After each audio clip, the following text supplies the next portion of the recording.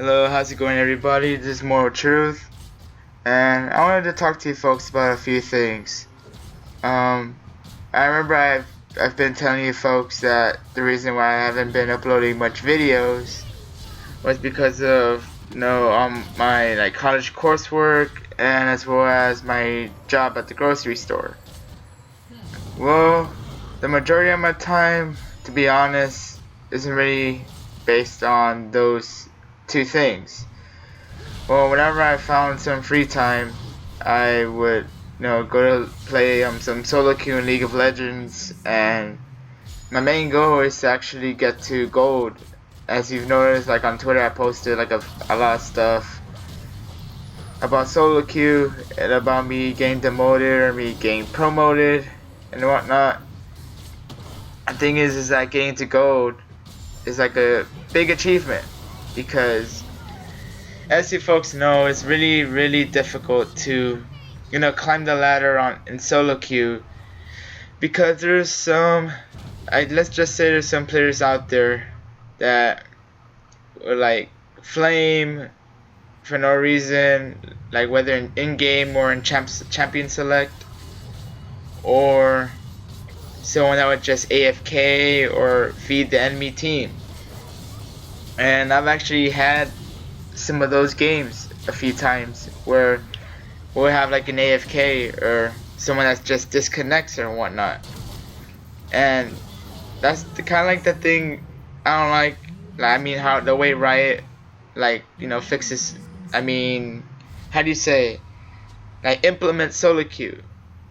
It's not because I know the game League of Legends is mostly a team-based game, and if going to solo queue, it's not just based on your own skill and capabilities to win a game. It's a whole team effort. But there's also some cases where it'd be one or two champions or whatnot that would just carry the game for you, and you don't really have to do much, especially if you're like a support or whatnot. But yeah, there's sometimes where I guess your whole team feeds the enemy team, and then it just becomes too impossible to win that game, and then you will have to surrender because sometimes there just isn't any way to make a huge comeback. So the way I see it is like solo queue sadness in a way. I mean, I've duoed with some people a few times. Sometimes we would get bad games as well, but I don't know. I just know it's like a whole team effort thing. And the thing is, nowadays, there's like people out there that are already using Kindred in solo queue. And some of those players don't even know how to use Kindred, or there's people that don't even know about Kindred's abilities when facing Kindred. So, and the most important thing is that Kindred's ultimate, like nobody can die in the circle. Basically, is like similar to like a Tryndamere ult, but and then he can heal from the circle as well. So that's just one heck of a ultimate. But then again, some other champions can counter it as well, like I don't know, Lee Sin or Alistar, anyone that could like push you away or pull you away or something like that. But in this game, I know I had like some struggle because I know it was like a silver Braum, and at first the reason why I chose Annie, I guess, I don't know, I just felt like I don't know, it's like a blind pick for me. I haven't played too much Annie. I've been mostly playing like support tanks like Braum and Alistar, but we already had like a Hecarim and a Lee Sin, so I just felt like we had like enough tanks already. So, and yeah, it was a struggle because pre-6, Braum could like just harass, and like in early game I was being harassed because I don't have my ultimate, Yeah, and my ultimate is like really sets up the, you know, team fights and whatnot. And once I was able to get my once I was able to get my level 6, then that's when I, you know, was able to get my ultimates up. And I usually sometimes get them at the right time, or sometimes I get them at the wrong time. And look at that Hecarim solo that Rengar. I don't know if Rengar top is still a thing anymore, but hey, it's solo queue. People play whatever they want, right? And like I said with the Braum, that was like an ugly ultimate from the Braum. So yeah, even in solo queue, I would make mistakes like that, like where when we overextend and get caught. But that's the mistake they Sivir and Braum made over here too. They overextended.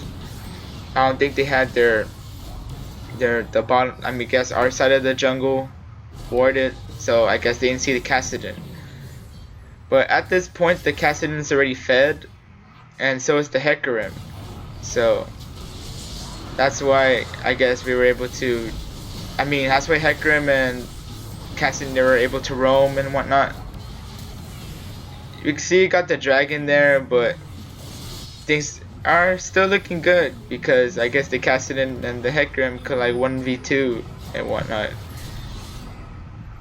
And I went back because I felt that, because throughout the game, Jarvan was mostly focusing me instead of focusing on the Kassadin. That's the problem. And you can see later on, like in this game, that it's just a pattern that keeps happening. And the mentality of some people in solo queue is that, oh, I'll do whatever I want, and I guess they're going against the fact that, oh, this is a team game and this is a team effort, so everybody has to communicate, you know, to make the right calls. Otherwise, you know, you would just end up dead. You know, like for example, the Vayne over there, she overextended in a 2v3, I believe, and she just got caught and died. So yeah, and then you can see the Cassiopeia getting caught here too. She just had to face check that, and I flashed away because Rengar is focusing me, and the Kassadin gets a triple kill.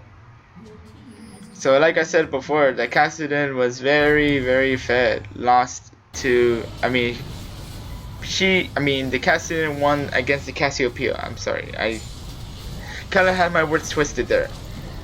And the J4 thought he could steal Baron, like Insect, but I guess not. And then you can see once again, the J4 sees me, right? The J4 sees me, and then targets me again. And then gets caught once again. So I have no idea why the J4 wanted to target me. So I asked him, hey, Jarvan, the 4th, why are you targeting me instead of, I don't know, the Kassadin? Because I know Kassadin is pretty squishy, but not anymore because he's already fed, because he got a lot of kills on the Cassiopeia and from the roaming.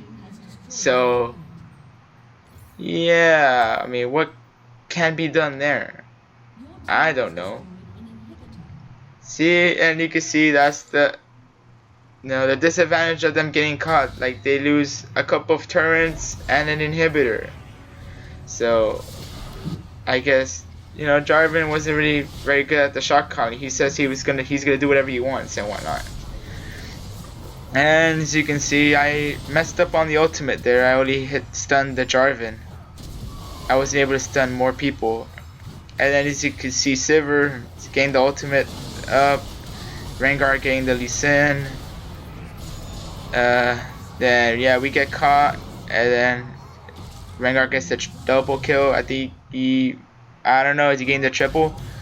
Oh, Oh no, no, oh dear. And he got the triple kill. But I think the Hecarim didn't have his teleport up.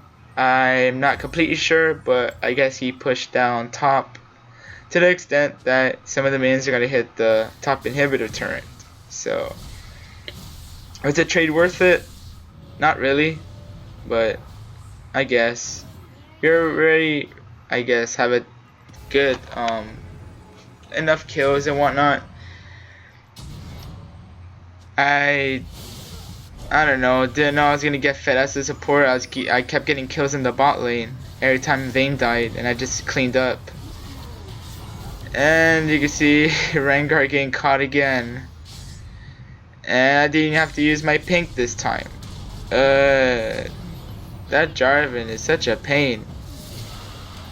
He thinks he can do whatever he wants once again. He still doesn't know that League of Legends is a team effort game. So that's why some of those people are in Bronze 5. As you can see, yeah, he's getting stunned again.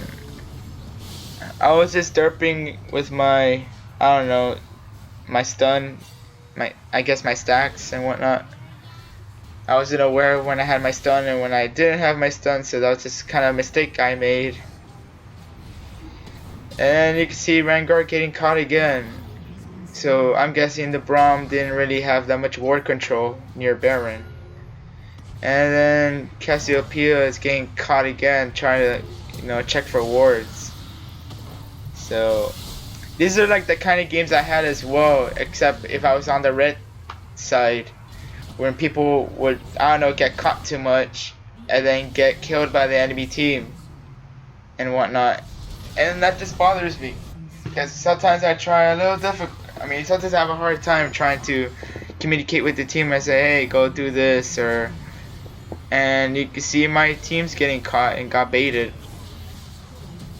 And then I thought I can save the Hecarim, but I had no luck there. So that was a miscommunication. I know in League of Legends there would be a lot of miscommunication, in this game. And that's just something we all need to work on as players in solo queue. And then Riot has to make sure, they deal with those people that want to play bad on purpose, or try to feed and whatnot, or don't want to listen to their team. Even though the report system exists and the Tribune exists, to be honest, the people don't take it seriously. So as that's another issue I see with, I guess, trying to get rid of the bad players. I'm sorry, with the toxic players or whatnot. And I was pushing top, and then Jarvan once again targets me. So that means, meanwhile, the rest of my team is in the mid lane, and basically it's a 4v4 in the base, with the Hecarim and the Kassadin already fed. So nothing else could be done here. Not really. Not much. So yeah, basically I have like a couple weeks left to get into gold 5. I'm currently in silver 2 at the moment, and hopefully I can get there. Let me know in the comments below if you guys want to see more solo queue progress videos. And basically, yeah, hope you guys enjoy the video. This is More Truth. Thank you folks for watching. Be sure to subscribe for more content, and have a good day.